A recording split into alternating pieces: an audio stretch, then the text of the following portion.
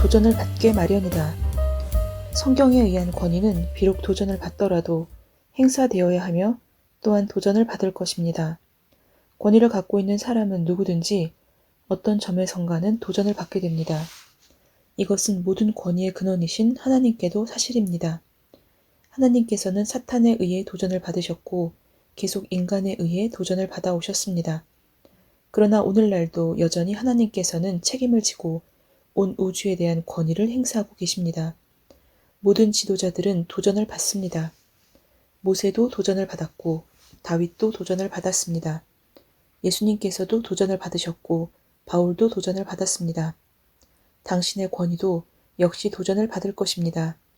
예컨대 당신이 부모라면 당신의 자녀들과 문제가 생겼을 때는 하나님께서 당신에게 주신 책임을 다할 것을 결심하고 아울러 당신이 그 책임을 잘 수행해 나갈 수 있도록 하나님께서 도와주시리라는 것을 믿기 바랍니다.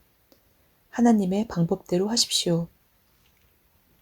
당신이 자녀들과의 문제로 골머리를 앓을 때 어떤 경우에는 먼저 자신을 평가해 볼 필요가 있을지도 모릅니다.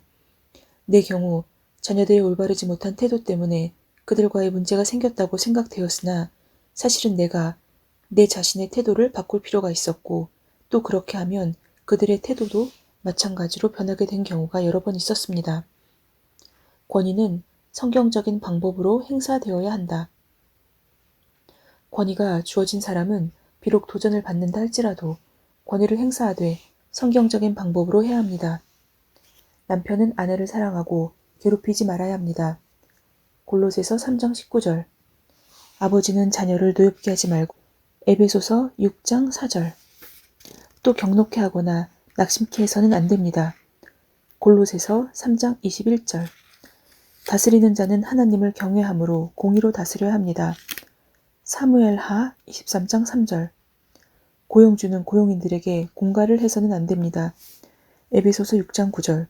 그리고 영적 지도자는 양 무리의 본이 되어 섬겨야 합니다. 베드로전서 5장 3절. 하나님께서 권위를 행사하시는 방법. 그러면 하나님께서는 그분의 권위를 어떻게 행사하십니까? 사도행전 17장 31절에 하나님께서는 천하를 공의로 심판할 날을 작정하셨다고 하였습니다. 당신이나 나나 언젠가 분명히 심판이 있을 것을 압니다. 우리는 만물을 정리하는 일이 언젠가는 있을 것이라고 알고 있습니다. 공의는 틀림없이 행해집니다. 그리고 성경은 진실로 하나님께서 온 세상을 공의로 심판하실 날을 정해놓으셨다고 말합니다. 그날은 정해져 있습니다. 하나님의 달력 위에는 그 날짜의 동그라미가 그려져 있습니다. 그날은 오늘 아침 태양이 떠오른 것처럼 분명히 올 것입니다. 당신이 성서라는 영화를 보았다면 아브라함과 그 아들 이삭이 모리아 산으로 가고 있는 장면을 기억할 것입니다. 그 모리아 산에서 아브라함은 하나님의 명령대로 이삭을 번제로 드릴 예정이었습니다. 그들은 하나님께서 불과 유황을 퍼부으신 소돔과 고모라를 지나갔습니다. 이삭은 아버지 아브라함에게 하나님께서 그곳에 있는 모든 사람들을 죽이셨느냐고 물었습니다. 아브라함이 그렇단다 라고 대답했습니다. 그러자 이삭이 어린아이들까지요? 하고 물었습니다. 아브라함은 역시 그렇다고 말했습니다. 그러자 카메라의 초점이 뱀이 사람의 해골로부터 기어나오는 장면에 맞춰졌습니다. 아마 소돔과 고모라가 죄로 말미암아 심판받았음을 보여주기 위해서였던 것 같습니다. 그야말로 그 상황을 생생하게 잘 묘사해주고 있다고 생각되었지만 그것으로 충분하지 못했습니다. 어린아이들은 모두 어떻게 되었을까 하고 나는 생각해 보았습니다. 나는 나중에 복음서를 읽다가 비춤을 얻었습니다. 예수님께서는 당신의 여러 도시들을 특별히 지적하여 그들의 불신앙을 꾸짖으시면서 심판날에 소돔과 고모라 땅이 그 성보다 견디기 쉬우리라고 말씀하셨습니다. 마태복음 10장 15절, 11장 20절로 24절 참조. 이 말씀을 보면서 나는 소돔과 고모라에 대한 마지막 장은 쓰이지 않았구나 하고 생각했습니다. 만일 정리해야 할 일이 있다면 저 도시들에 대한 심판의 날에 할 것입니다. 어느 누구를 막론하고 어린아이들에 대해서까지도 하나님께서는 공의대로 모든 것을 정리하실 것입니다. 하나님께서는 세상을 의로 심판하실 것입니다. 이 사실을 인하여 하나님을 찬양합니다. 권위에 대한 회개, 권위에는 행사해야 할, 그것도 성경적으로 행사해야 할 책임뿐 아니라 그것에 대하여 회개할 책임도 따릅니다. 마태복음 25장 19절. 무릇 많이 받은 자에게는 많이 찾을 것이요 많이 맡은 자에게는 많이 달라 할 것이니라. 누가복음 12장 48절. 고 예수님께서는 말씀하셨습니다. 당신은 남편입니까? 부모입니까? 고용주입니까? 정부 관리입니까? 영적 지도자입니까? 하나님께서는 당신에게 많이 찾으실 것입니다.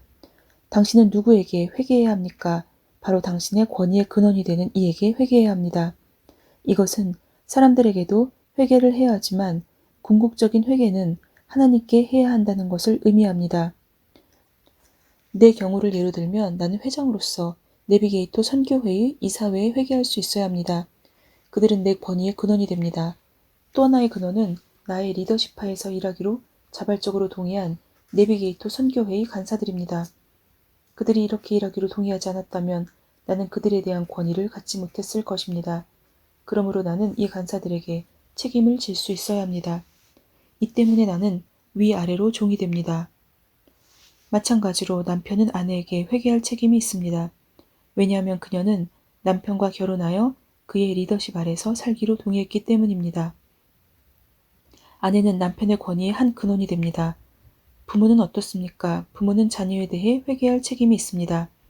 자녀들은 부모에게서 어떤 것을 기대할 권리가 있을까요? 그렇습니다. 지금 당신은 당신의 자녀를 생각할 때 마음에 거리끼는 바가 없습니까? 어떤 면에서 그들을 잘못 이끌고 있거나 그것을 바로잡으려고 하지 않은 적이 없습니까? 궁극적인 회개는 하나님께 한다. 우리가 다른 사람의 권위에 복종하는 면이든 다른 사람에게 권위를 행사하는 면이든 우리는 궁극적으로 하나님께 책임을 지고 회개해야 합니다. 남편은 그의 기도가 막히지 않도록 하기 위하여 아내를 잘 이해해주고 귀히 여겨야 하며 베드로전서 3장 7절. 아내는 주님 안에서 그것이 마땅하기 때문에 남편에게 복종해야 하며 골로새서 3장 18절. 자녀는 그것이 주님을 기쁘시게 하기 때문에 부모님께 순종해야 하며 골로새서 3장 20절. 고용주는 그도 역시 하늘의 상전이 계심을 기억해야 하며 골로새서 4장 1절. 영적 지도자는 하나님의 뜻을 쫓아 양 무리의 목자가 되어야 하는 것입니다. 베드로전서 5장 2절. 성경 말씀을 통하여 이러한 원리들을 분명히 보여주셔서 큰 도움을 주시는 하나님께 감사드리며 하나님께서 이 원리들을 우리 삶 가운데 적용할 수 있도록 도와주시기를 기도합니다. 아멘. 오늘 말씀은 하나님께서는 공의의 하나님이시고 권위를 행사하시는 방법 역시도 공의대로 모든 것을 하실 것입니다. 우리가 어떤 사람이든 우리는 우리의 권위의 근원이 되는 하나님에게 회개해야 합니다. 우리가 아내든 남편이든 또 어떤 고용주든 훌륭한 사람이든 이런 것을 떠나서 우리는 하나님께 회개해야 하고 이러한 원리를 우리에게 보여주셨기 때문에 하나님께 감사드리며 우리 삶 가운데 이러한 것들을 적용할 수 있도록 항상 기도하고 간구해야 합니다. 샬롬.